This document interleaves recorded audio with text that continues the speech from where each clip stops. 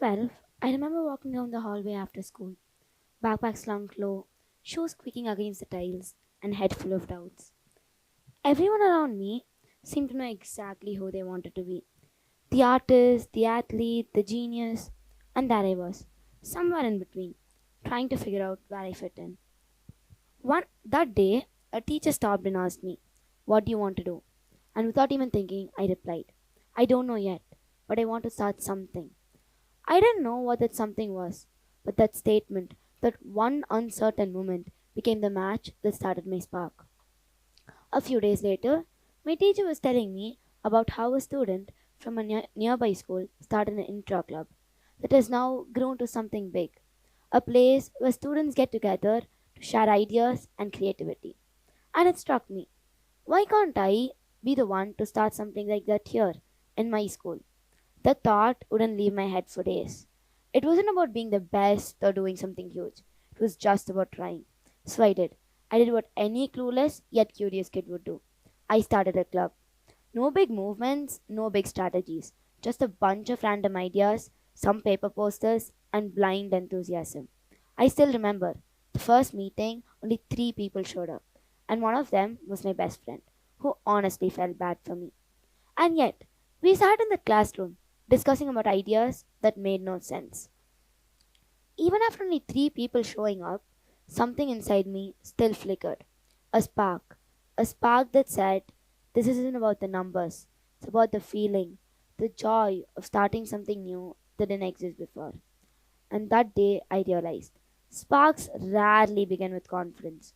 Most of the time, they begin with curiosity. A whisper, a what if. What if I become something? What if I try even if I fail multiple times? That's curiosity. Curiosity doesn't promise you success, but it promises you movement. And sometimes that's all you need to turn a quiet idea into a glowing flame. Because curiosity isn't about knowing the answer, it's about caring enough to ask the question. It's about wondering what will happen if I just try. Weeks went by, and I slowly realized the real challenge wasn't starting the spark, it was keeping it alive. Because the second week, only one person came. The third week, none. I remember sitting in the classroom alone, staring at the empty chairs, and wondering if this is what failure looked like. And that's when I met courage. Not a loud, heroic moment, but as a quiet decision. The decision to show up when no one else did. The decision to keep the door open. Courage isn't about having no fear. It's about showing up with fear and saying, "Let's try again." It's messy, it's awkward, it's uncomfortable, but it's real. And that's how sparks grow. Not from certainty, but from persistence. Persistence, the path that no one claps for. It's not glamorous, the behind the scenes work. The slow, steady effort you put in when the world moves on and the excitement fades. And each time you keep going, even just a little, you add oxygen to your fire. And that's how sparks survive, by outlasting the doubt. Months went by and people started trickling back in. Not many, but enough. And in one meeting, somebody suggested that we do an event. I panicked. I thought, "We're not ready, we're not perfect, we'll probably mess up." But the truth, there's never the perfect timings. There's just now. So, we- so we did it. It was chaotic, okay? The microphone didn't work, the banner fell mid event, and halfway through, somebody accidentally turned off the lights. And yet, it was one of the best days of my life because in that messy, imperfect moment, I felt something powerful: joy. We talk so much about passion and purpose that we forget something important: joy. The kind that makes you lose track of time, the kind that makes struggles worth it, that sparks fuel. That's what keeps the spark going when everything around feels heavy. Joy shows you that growth doesn't always look like progress. Sometimes it looks like laughter in the middle of chaos. Sometimes it looks like not taking yourself seriously. Because joy is the emotion that tells your spark, "You're alive." After that day, I started to notice joy everywhere: in laughter after long days, in brainstorming sessions that turn into inside jokes, and in the small victories that not everyone notices, and in the quiet satisfaction that I get from doing love. Sparks, they don't need applause, they need awareness, because most of the time they show up in silence. not as grand achievements, but as quiet glimpses of possibility. One afternoon, after an event, I was cleaning up alone.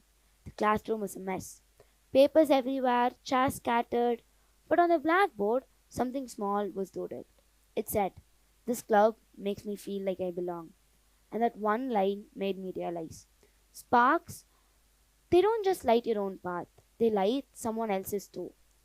But that doesn't mean you have to start a movement. You just have to start something that moves you.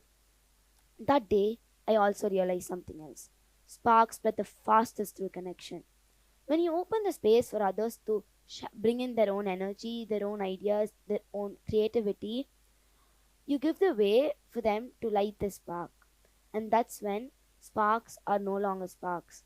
They turn into something bigger. They turn into a movement. But keeping the spark alive, that can be the real challenge.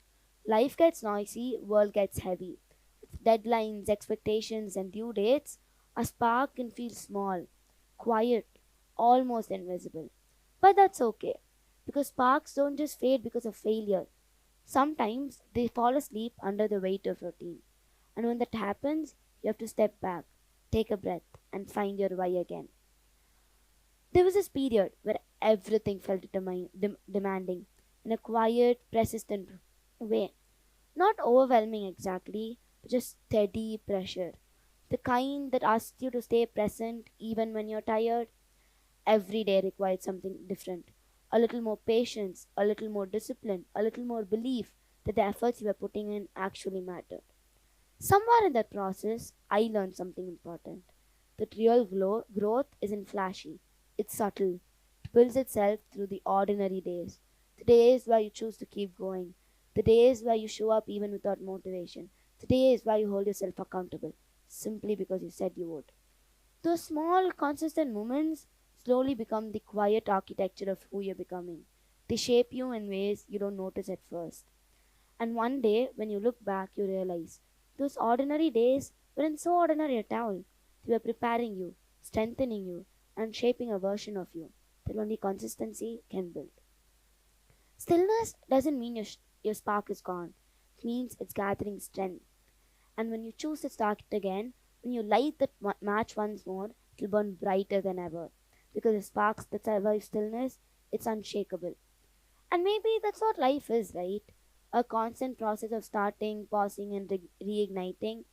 With all this, your spark won't always be the same. It might flicker, it might dim, but it's always waiting for you to notice it. Your spark might come from kindness, might come from curiosity, might come from hope, courage, or joy, but it's yours. So protect it, feed it, and share it, because because the spark you light today may change someone's tomorrow. It doesn't have to be perfect. It doesn't have to be loud. It just has to be alive. Every act of courage, every small step, every small effort starts somewhere. Starts with noticing. Starts with one small step. Starts when no one's watching and the world hasn't noticed yet. Your spark doesn't need approval, doesn't need permission. It just needs you to act. And when you do, something incredible happens. It becomes a bridge, a signal, a light that others can follow. So move, try, begin. Start where you are, with what you have, in your own way. Because the spark you light today may change someone's tomorrow. Your spark is waiting, so go light it. Thank you.